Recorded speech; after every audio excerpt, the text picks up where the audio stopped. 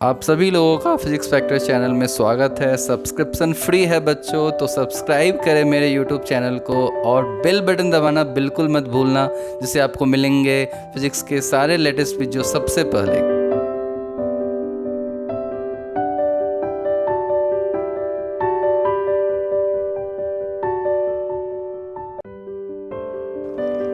Suppose अब हमारे पास अब हम एप्लीकेशन ही देख रहे हैं, अब एक नॉर्मल क्वेश्चन देख रहे हैं। हमारे पास सपोज एक solid cylindrical current carrying wire है, ठीक है, और करंट इसके अंदर फ्लो कर रहा है। ऐसे से आप एज्यूम कर सकते हो करंट अंदर की तरफ जा रहा है।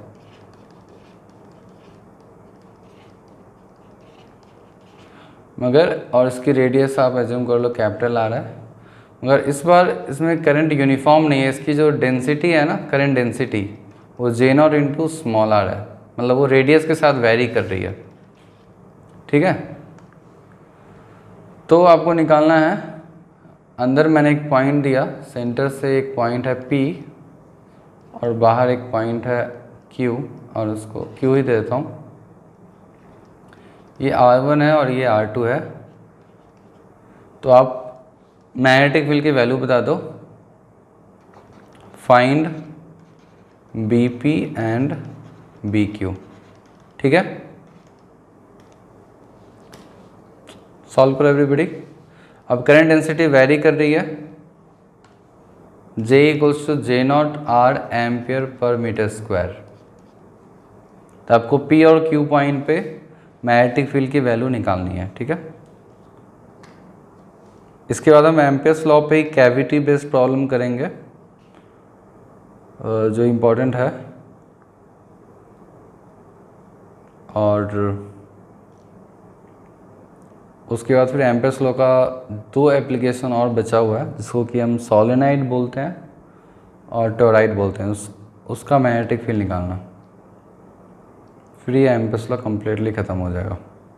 तो बेसिकली इसके बाद 4 और प्रॉब्लम्स हम करेंगे, तो आई थिंक समय ख़त्म हो जाएगा, ठीक है। देखते हैं। ओके, मैं इसको डायरेक्टली सॉल्व करता हूँ, आप देख लो कैसे मैं सॉल्व कर रहा हूँ, उससे आप सीख लो। तो मैं क्या करूँगा, यहाँ पे एक लूप ले लूँगा, एम्पियर्स लूप। तो मैं B इंटू 2πr1 लिख दूँगा, और that equals to mu not into I. अब आई की वैल्यू मेरे को पता नहीं है। यहाँ पे मैं, यदि आप बोलोगे सर आई की value J not into πr1 square, ये लिख देते हैं, तो ये गलत हो जाएगा।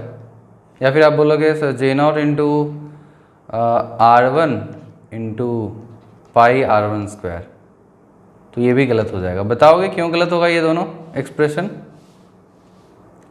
एनीबडी?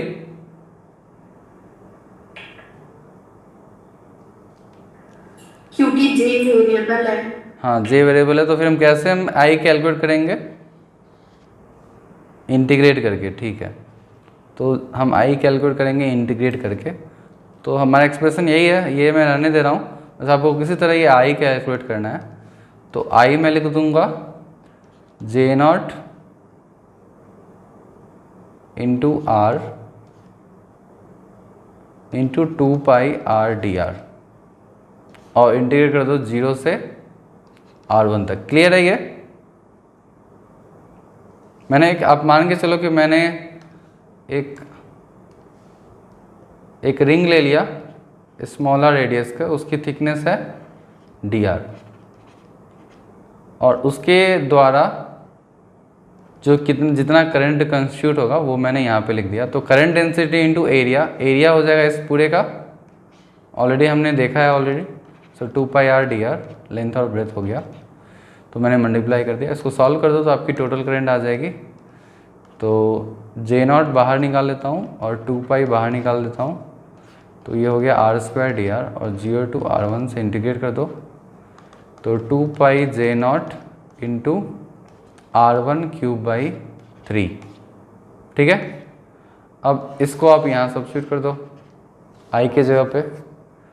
तो B into 2πr1 equals to 2π J0 R1³/3।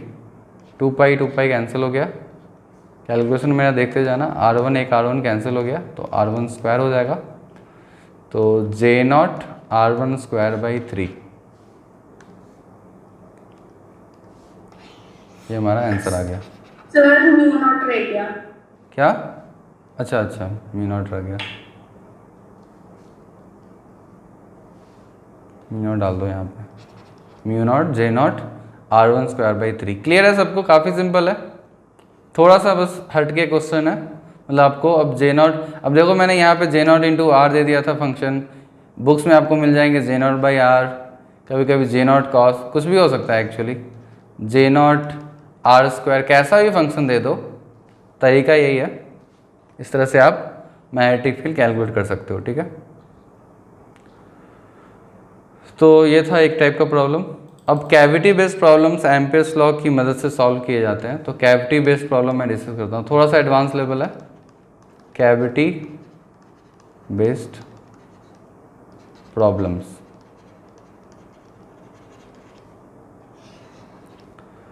तो कैविटी बेस्ड प्रॉब्लम कैसा आता है? सपोज आपके पास ये सॉलिड सिलेंडर पे ही आता है। सपोज मैं क्वेश्चन पर लिख देता हूँ, एम्पियर्स लॉ की मदद से आप कैविटी बेस्ड प्रॉब्लम कर सकते हो। तो आपका एक सॉलिड सिलेंडर दिया होगा और इसके अंदर एक हॉलो होगा, हॉलो पार्ट होगा कुछ इस तरह से, और करंट बस इस पोर्शन से करंट फ्लो कर रहा है। ये करंट मैं क्रॉस साइन में करंट दिखा रहा हूँ, और इसकी डेंसिटी J0 है, यूनिफॉर्म ही दे रहा हूँ, ज़्यादा कॉम्प्लिकेटेड हो जाएगा, और इसकी रेडियस R है। मतलब ये पूरा लेंथ R है, तो मतलब इसकी रेडियस R हो गई, ठीक है, इसका रेडियस R है। अब आपसे किसी भी पॉइंट पे पूछा जा सकता है मैग्नेटिक फील्ड निकालने के लिए, आपको ये पॉइंट दिया जा सकता है P, बाहर वाला दिया जा सकता है Q, कुछ भी पॉइंट पे। तो मैं क्या देता हूँ, मैं 2 पॉइंट देता हूँ, ये R/2 है, और एक पॉइंट मैं बाहर देता हूँ यहाँ पे Q, जिसकी डिस्टेंस है, चलो Q थोड़ा सा दूर दे देता हूँ, यहाँ पे है Q और इसकी डिस्टेंस है 2R। और आपसे पूछा गया find the magnetic field at P and find the magnetic field at Q, इसको आपको निकालना है। This is a solid cylinder, current अंदर की तरफ फ्लो कर रहा है, करंट डेंसिटी J0 है, ठीक है। तो इसको सॉल्व करो। तो कुछ लोग यदि किए होंगे तो पता होगा, यदि बहुत लोगों ने नहीं किया है तो तरीका ये है, मैं बता देता हूँ, तो फिर आइडिया माइंड में नहीं आएगा। यदि बिल्कुल आपने इससे पहले क्वेश्चन नहीं देखा है तो आइडिया क्लिक नहीं होगा। तो इसको हम किस तरह से सॉल्व करते हैं, इसको हम 2 पार्ट्स में ब्रेक करते हैं। This is a combination of 2 solid cylinder, ये है, मैं जूम कर लेते हैं। एक की करंट डेंसिटी पॉजिटिव है, और मैं ये हॉलो को मैं रिमूव कर देता हूँ, तो इसकी J0 है, और इसको अब करंट उल्टे डायरेक्शन में एज्यूम कर लो, -J0 है। ये समझ में आ गया ये स्टेप? क्या मैं इसको ऐसे लिख सकता हूँ सुपरपोजिशन करके, फिर सॉल्व कर लेंगे? Yes sir. राइट। तो अब दोनों सिलेंडर की वजह से P पॉइंट पे जो मैग्नेटिक फील्ड आएगा वो आपको निकालना है। तो P जो पॉइंट है वो पहले सिलेंडर जो मैंने बनाया है, पहले सिलेंडर के तो अंदर है ये P पॉइंट, और आपने ऑलरेडी निकाल लिया है। P पॉइंट पे का फॉर्मूला भी आपके पास पता है, और दूसरे सिलेंडर के बाहर है P पॉइंट, तो मैं P पॉइंट को यहाँ बना देता हूँ, बाहर है ना, और इसका भी आपने फॉर्मूला पढ़ा है कि किसी भी सॉलिड सिलेंडर के बाहर पे मैग्नेटिक फील्ड क्या होता है। अब इसके द्वारा सपोज B1 मान लो, इसके द्वारा B2 मान लो, B1 + B2 हमारा आंसर आ जाएगा। और डायरेक्शन भी देख सकते हो, बता सकते हो B1 की डायरेक्शन जो होगी वो अप होगी या डाउन होगी। सबसे पहले तो या तो अप होगी या तो डाउन होगी। तो B1 की अप होगी या डाउन होगी, सब लोग बताओगे? J कैप या -J cap? Magnetic field due to first cylinder P point पे अप होगा या डाउन होगा? जे होगा या माइनस जे होगा, सब लोग बता दो। काफ़ी सिंपल लॉजिक है। कुछ लोग बोल रहे हैं माइनस जे, कुछ लोग बोल रहे हैं प्लस जे, मतलब डायरेक्शन में अभी तक प्रॉब्लम है। कर्ल कर लो फिंगर्स। थंब जो है ना, थंब इनटू द प्लेन होगा और उसको घुमाओ तो पी पॉइंट पे क्या आ रहा है डायरेक्शन, ऊपर की तरफ आ रहा है ना। अब कर्ल करोगे तो सर्कल ऐसा बनेगा ना, concentric circles, magnetic field lines, तो जे होगा, ठीक है। और पी पॉइंट पे बता दो इस B2 की डायरेक्शन, तो अच्छा B1 की डायरेक्शन मैंने निकल गया जे कैप, और B2 की डायरेक्शन क्या होगी, प्लस जे और माइनस जे।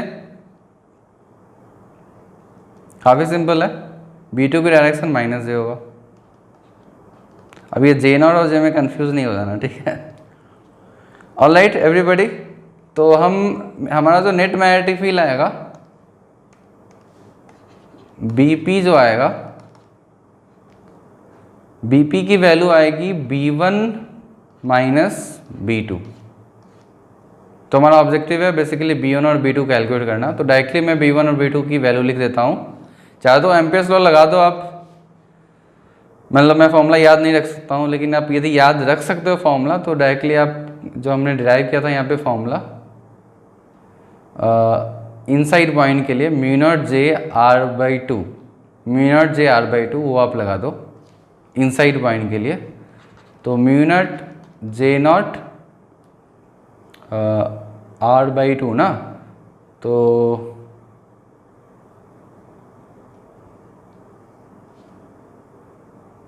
एक minute, small r by two है ना, हाँ स्मॉल r1 बाई टू है, तो r1 की वैल्यू r बाई टू है, तो r by two by two.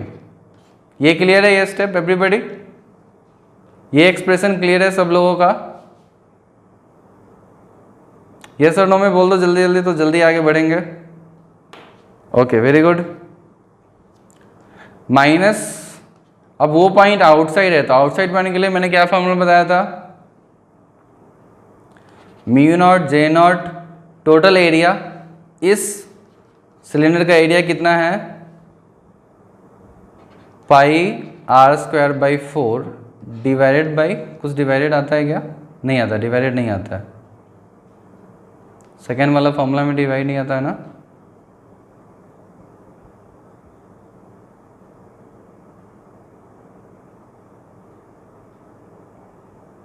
आता है,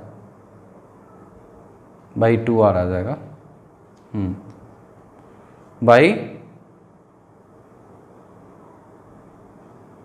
पहला फॉर्मूला हमने सही लिखा है ना, अच्छा, divide by 2 times radius of this cylinder, radius of this cylinder is r by 2, यहाँ पे मिस्टेक नहीं करना है, और मैंने एरिया भी सही लिखा है, pi R square by 4। Clear है ये स्टेप? दूसरा वाला स्टेप क्लियर है? दूसरा वाला एक्सप्रेशन एक ही प्रॉब्लम मैं लेता हूँ, ज़्यादा इससे ज़्यादा प्रॉब्लम नहीं लूँगा, तो P पॉइंट पे मैं निकाल रहा हूँ, उसके बाद Q पॉइंट पे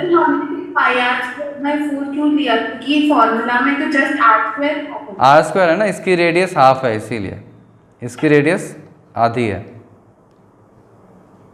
ठीक है ना। जो छोटा वाला सिलेंडर है उसकी रेडियस हाफ है ना,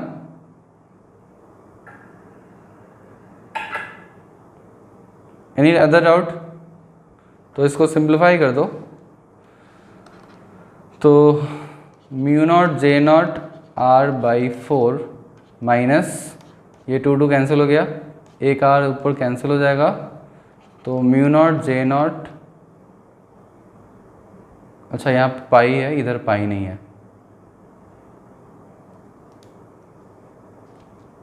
सर पाई नहीं आएगा ना, श्योर देखने दो, मैंने इसलिए मैं फॉर्मूला यूज़ नहीं करना चाहता हूँ कि बिना फॉर्मूला के, हाँ पाई नहीं है ना, म्यू नॉट पाई तो कैंसिल हो गया था, तो mu naught J naught R square by 2r2, हाँ पाई नहीं आएगा,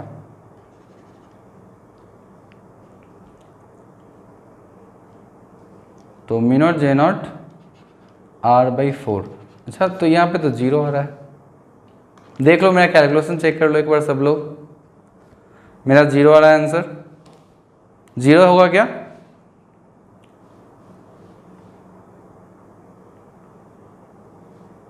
0 हो सकता है, कोई प्रॉब्लम नहीं है। ऑलराइट, मगर एक बार फिर से कैलकुलेशन चेक कर लो, जो लोग चेक कर सकते हो। क्लियर है?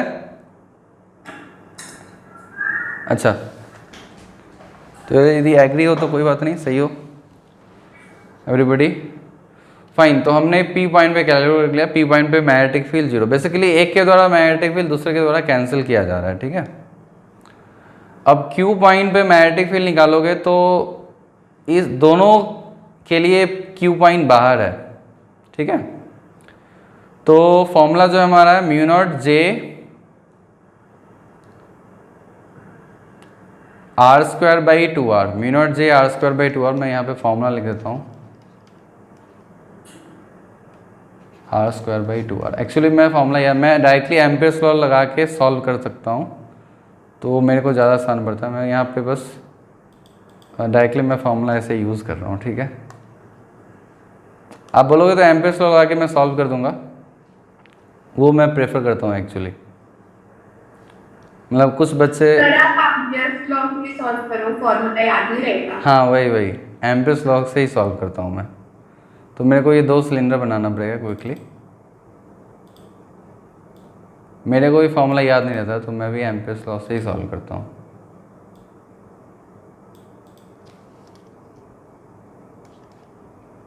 ये अंदर जा रहा था करंट और ये बाहर आ रहा था, तो पी क्यू पॉइंट यहाँ बाहर है, तो मैं यहाँ पे एक लूप बना दूंगा एम्पियर्स लॉ का, और इसकी डिस्टेंस है 2r है ना, हाँ 2r है। तो इसको मैं b1 एज्यूम कर लेता हूँ, और इसके रेस्पेक्ट में भी एक क्यू पॉइंट बाहर है, तो यहाँ भी एक मैं लूप बना देता हूँ, और इसके द्वारा मैं b2 लिख देता हूँ, ठीक है। और डायरेक्शन बाद में डिसाइड कर लेंगे, पहले डायरेक्टली लगा देते हैं एम्पियर्स लॉ। तो b into 2 into 2r equals to mu not into J naught into pi. यहाँ पे इसकी जो रेडियस है ना, इसकी रेडियस r है, तो यहाँ पे आपको r स्क्वायर लिखना पड़ेगा, ठीक है। तो डायरेक्टली इससे b1 का वैल्यू आ गया, b1 की वैल्यू कितनी आ गई, पाई कैंसिल हो गया, और एक r कैंसिल हो गया, तो mu naught J not r by 4। Clear है ये स्टेप एवरीबॉडी? अब इसका डायरेक्शन चाहो तो डिसाइड कर लो, right hand thumb rule into the plane, so ये माइनस हो जाएगा, माइनस जे कैप। क्लियर है सब लोगों को? एम्पियर्स लॉ की वजह से मैंने निकाला है इसको। अब चलो b2 निकाल दो एम्पियर्स लॉ की मदद से, सो b इंटू 2πr, और r की वैल्यू इस सेंटर से कितनी दूरी पे है, ध्यान से देखो इस डायग्राम में। इस सेंटर से आप डिस्टेंस q की निकालोगे तो वो आ जाएगा 3r/2।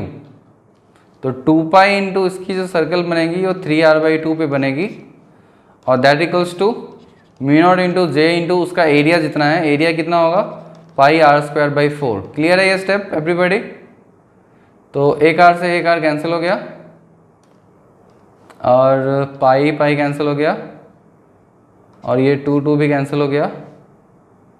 तो b की जो वैल्यू आ गई वो mu naught J not r/12, और डायरेक्शन इसकी अप होगा, तो ये जे कैप हो जाएगा और प्लस, और ये वैल्यू b2। तो आराम से आप एम्पियर्स लॉ यूज़ कर लो और b1 प्लस b2 निकाल लो। तो फाइनल हमारा मैग्नेटिक फील्ड जो होगा, b नेट की वैल्यू जो होगी वो b1 प्लस b2 होगी। तो कौन ज़्यादा लग रहा है यहाँ पे, निगेटिव वैल्यू ज़्यादा है, ठीक है। तो mu naught J not r common ले लो, तो 1/12 माइनस 1/4, तो इसको 3 से मल्टीप्लाई कर दो, तो माइनस 2/12 आएगा, तो minus 1/6। So minus mu naught J not r/6 J cap, मतलब नेट मैग्नेटिक फील्ड जो ऊपर के डायरेक्शन में होगा।